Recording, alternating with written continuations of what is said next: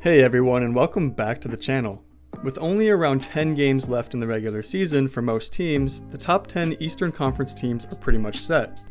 With the Wizards 5 games back from the Hawks, it's virtually impossible to sneak their way into a play-in game situation. The East is as tight as it's ever been this year, only 11.5 games separating the first seed to the 10th seed, which makes for great competitive basketball as we round the corner for playoffs.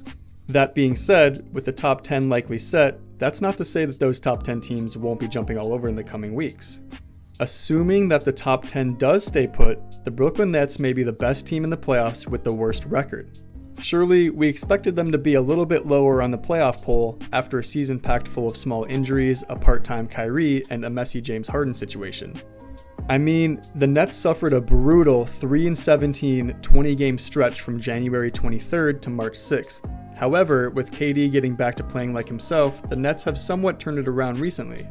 After last night's win against the Utah Jazz, the Nets are 6-1 since March 6th and 38-34 on the season.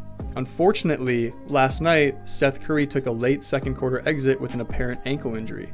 Now, this could be, and I think will be, problematic for the Nets. Seth's efficiency and career-high three-point shooting has been extremely helpful for the Nets, especially with the part-time Kyrie situation. Speaking of which, just a reminder, Kyrie cannot play in New York or Toronto. Everywhere else he is allowed to play.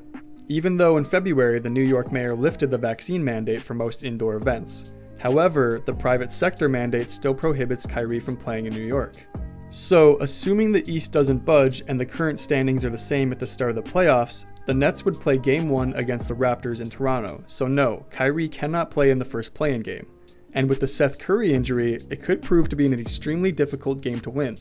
Assuming Brooklyn loses, they will have to play the winner between the Hornets and Hawks in Brooklyn, which again, without Kyrie Irving and now potentially Seth Curry. Not much is known about the ankle injury at the time I'm recording this, but I want to put it in a worst case scenario for the Nets. Obviously, an NBA playoffs without KD or Kyrie should break any basketball fan's heart.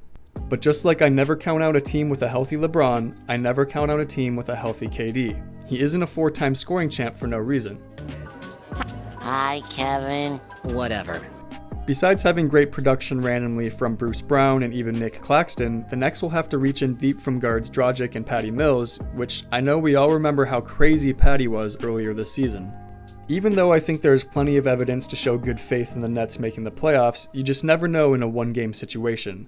Let's say the Nets win a play-in game and make the playoffs. It will look something like we have never seen before. Of course, we don't know what's going to happen with the private sector mandate, but assuming that it stays and continues, we will have a 50% Kyrie Irving on the highest stage of the year. And let's be honest, we've already seen that Kyrie being part-time does not affect the team chemistry at all. And with these stats, it cements that theory. As you can see here, the Nets are clearly better with Kyrie in the rotation. Back to my early statement in the video, the Nets would be the best 8 seed we have ever seen.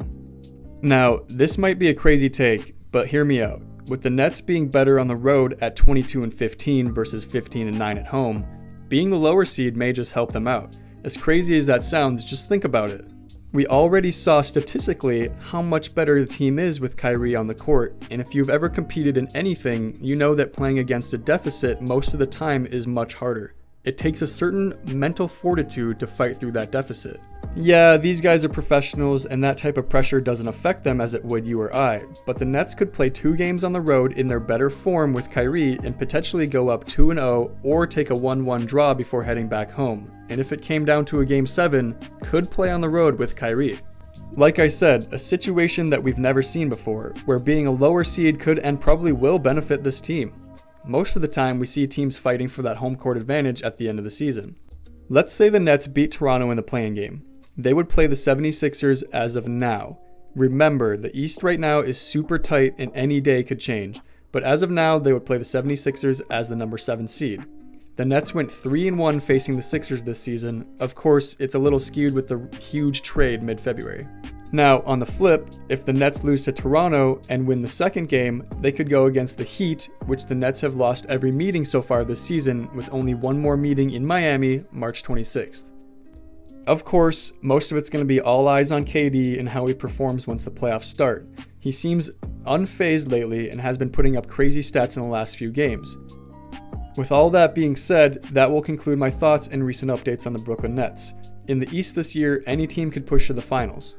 Which, I mean, is great for fans. It seems like it was always about the West playoffs for me until the last couple of years. It's great to see the East so competitive, and I for one cannot wait to watch the playoffs this year.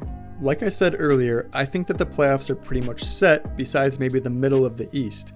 So I think the biggest issue for the Brooklyns moving forward will be to win those 2 play-in games, or I should say one or the other play-in games, without Kyrie. Once they make it to the playoffs, I think that it'll be relatively smooth sailing. But let me know what you guys think down in the comments. Where do you think Brooklyn will end up, and who do you think will come out of the East on top? I seriously think it could be anyone.